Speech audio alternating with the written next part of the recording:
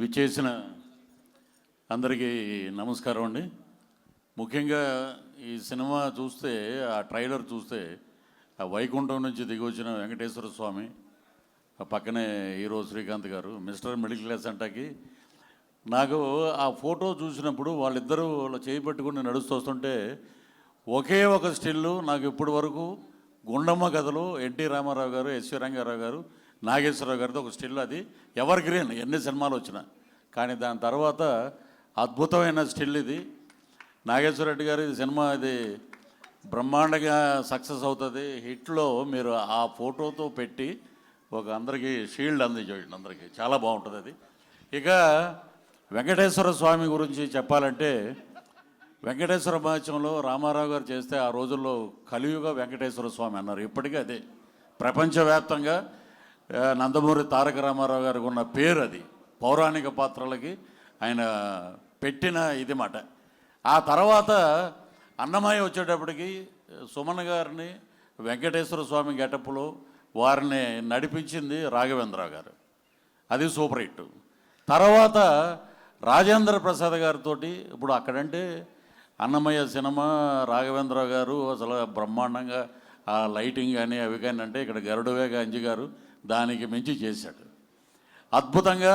మా డైరెక్టర్ గారు ఏం చేశారంటే అద్భుతంగా రాజేంద్ర ప్రసాద్ గారితో వెంకటేశ్వర స్వామిని చూస్తున్న ఫీలింగ్ అన్నమాట. ఆయన ఏంటంటే అద్భుతమైన నటుడు, పద్మశ్రీ కూడా వచ్చింది ఇటీవలే. సో ఆయన చూస్తుంటే నిజంగా క్యారెక్టర్స్ అన్నీ మర్చిపోయి శ్రీకాంత్ గారు గోవింద అనగానే నిజంగా అది ఎలా ఉందంటే ఉలిక్కిపడి లేసిన ఆయన లేచి వస్తాడు. నాకు ఏ దేవుడు కనపడినా కూడా నాకు గోవిందయ్య కనపడతాడు. వెంకటేశ్వర స్వామి అనే వినాయకుడికి దండం పెడుతుంటే ఈయన ఉలిక్కిపడి లేస్తాడు, నా పేరు ఎక్కడ వెళ్ళిపోద్ది పక్కని. సో అలాగా, ఎందుకంటే ఒక అంకిత భావం ఉన్న నటుడు, అద్భుతంగా ఆయన ఫ్యామిలీ డ్రామాలో చాలా చేశారు. కానీ ఇది ఒక డిఫరెంట్ జోన్ ఇది. సో భగవంతుణ్ణి భక్తుడితో కలిపి తీసినటువంటి అద్భుతమైన సినిమా. మా డైరెక్టర్ గారు ఈ సినిమా, నాగేశ్వర రెడ్డి గారు ఈ సినిమా కంబ్యాక్ ఇది కాదండి, అది ఆయనకి చాలా చిన్న గ్యాప్ తీసుకున్నారు అంతే. ఇది పెద్ద హిట్ అవుతుంది. సో ఎందుకంటే ఆ దేవుణ్ణి నమ్ముకునే, ఆ దేవుడికి ఎక్కువ క్షేత్రాలు తిరిగే మనకున్న హీరోల్లో శ్రీకాంత్ గారు ఒకళ్ళు. ఎక్కడికి వెళ్ళినా ఆయన చాలా చోట్లకి వెళ్తుంటారు. సో అంకిత భావం, డెడికేషన్ తోటి పనిచేశారు ఈ సినిమాలో. అలాగా రాజేంద్ర ప్రసాద్ గారు ఓ పక్కన మా శ్రీకాంత్ గారు, నిజంగా అందరూ ఈ సినిమాలో మాకు అవకాశం రావటం నిజంగా గొప్ప అదృష్టం. నేను డైరెక్టర్ గారిని అడిగా, షూటింగ్ ఏమంటే ముందు 2 రోజులు కరీంనగర్ అంటే తర్వాత హైదరాబాద్ అని, బయలుదేరి సిద్దిపేట రాగానే ఏమంటే మీరు ఒకటి చూపిస్తానండి ఒకళ్ళని అన్నాడు. చూపిస్తే దాంట్లో ధనరాజు, ఆ టీ స్టాల్లో ఉంది ధనరాజు ఫోటో మొబైల్లో.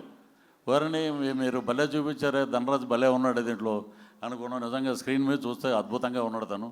సో ఎందుకంటే మా ఊరే తాడేపల్లిగూడెమే తనది కూడా. సో ఆలీ గారు, ఇక్కడ రఘుబాబు గారు రాలేదు, రఘుబాబు గారు, అలాగే సునీల్ గారు ఈ సినిమాలో మా అద్భుతంగా అందరినీ క్యారెక్టర్ల వైజ్గా పెట్టారు. నిజంగా చాలా హ్యాపీ. ఈ సినిమా అద్భుతమైన విజయాన్ని సాధించి మా ప్రొడ్యూసర్ గారికి, ఆయన ఏంటంటే అలాగా చెయ్యి ఇలాగ ఇచ్చే అభయహస్తంలాగా డబ్బులు వస్తాయి. మా డైరెక్టర్ గారికి 10 సినిమాలు వస్తాయి.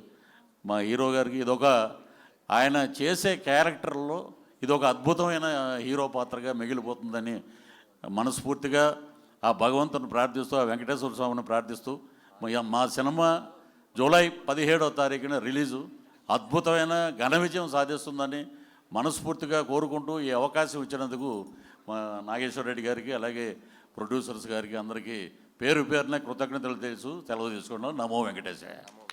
Thank you so much Prithvi గారు. Thank you. పృథ్వీ గారు మాట్లాడే గ్యాప్లో అలీ గారు పర్సు ఖాళీ చేసేసారు.